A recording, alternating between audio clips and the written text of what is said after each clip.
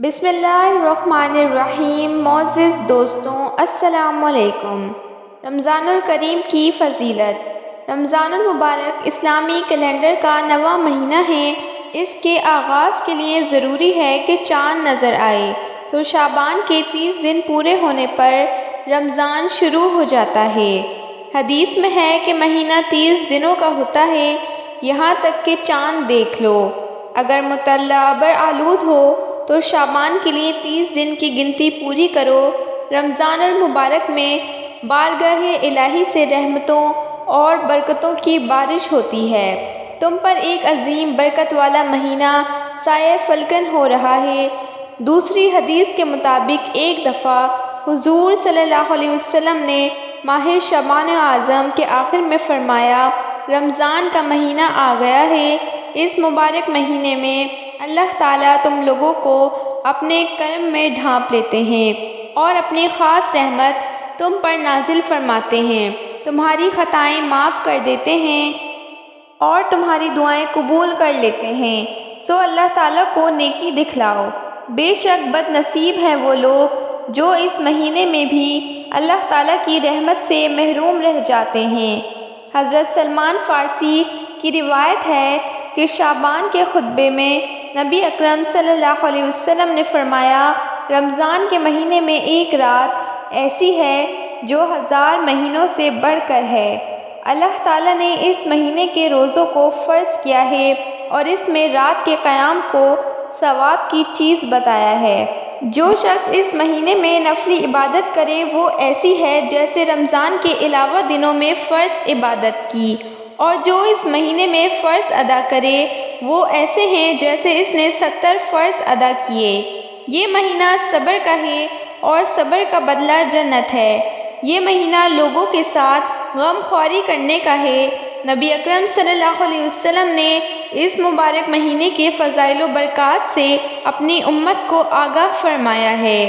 حدیث میں ہے کہ جو کوئی ایمان کے پیش نظر ثواب کی نیت سے رمضان المبارک کے روزے رکھے گا، اس کے سابقہ گناہ معاف کر دیے جائیں گے۔ ماہ رمضان المبارک کی ایک خصوصیت یہ بھی ہے کہ اس میں جنت کے دروازے کھول دیے جاتے ہیں اور جہنم کے دروازے بند کر دیے جاتے ہیں اور شیطان کو قید کر لیا جاتا ہے۔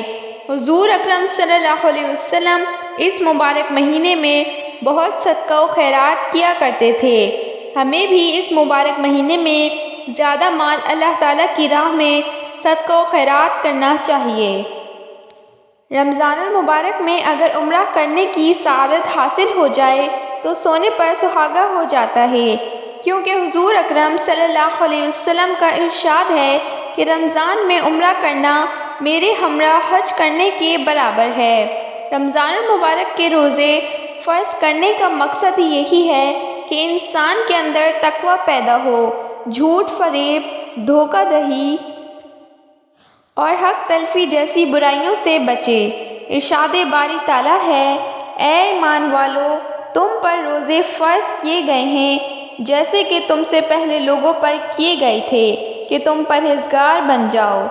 نبی اکرم صلی اللہ علیہ وسلم نے رمضان المبارک کے فرض روزے رکھنے کی بے حد تاکید فرمائی ہے۔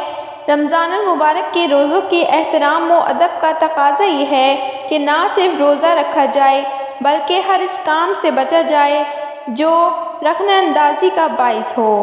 رمضان کی اہمیت۔ حضرت عبداللہ بن عباس رضی اللہ عنہ سے روایت ہے کہ انہوں نے رسول اکرم صلی اللہ علیہ وسلم کو یہ ارشاد فرماتے سنا کہ جنت کو رمضان المبارک کے لیے خوشبوؤں کی دھونی دی جاتی ہے اور شروع سال سے آخر تک اسے آراستہ کیا جاتا ہے۔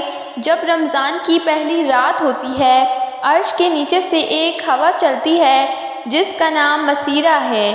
اس کے جھونکوں سے جنت کے درختوں کے پتے اور دروازوں کے حلقے بجنے لگتے ہیں۔ جنت کے دروازے حضور پاک صلی اللہ علیہ وسلم کی امت کے لیے کھول دیے جاتے ہیں اور جہنم کے دروازے بند کر دیے جاتے ہیں، اور جبرائیل علیہ السلام کو حکم ہوتا ہے کہ سرکش شیاطین کو قید کر کے گلے میں توق ڈال کر دریا میں پھینک دو تاکہ امت محمدی صلی اللہ علیہ وسلم کے روزوں کو خراب نہ کرے۔ حضور صلی اللہ علیہ وسلم نے یہ بھی فرمایا کہ اللہ تعالیٰ ایک منادی کرنے والے کو حکم دیتے ہیں کہ 3 مرتبہ یہ آواز دے، ہے کوئی مانگنے والا جس کو میں عطا کروں، ہے کوئی توبہ کرنے والا جس کی میں توبہ قبول کروں، ہے کوئی مغفرت چاہنے والا کہ میں اس کی مغفرت کروں۔ حضور اکرم صلی اللہ علیہ وسلم رمضان کی اہمیت واضح کرتے ہوئے فرماتے ہیں کہ اگر بندوں کو معلوم ہوتا کہ رمضان کیا ہے تو میری امت تمنا کرتی کہ کاش پورا سال رمضان ہی ہو۔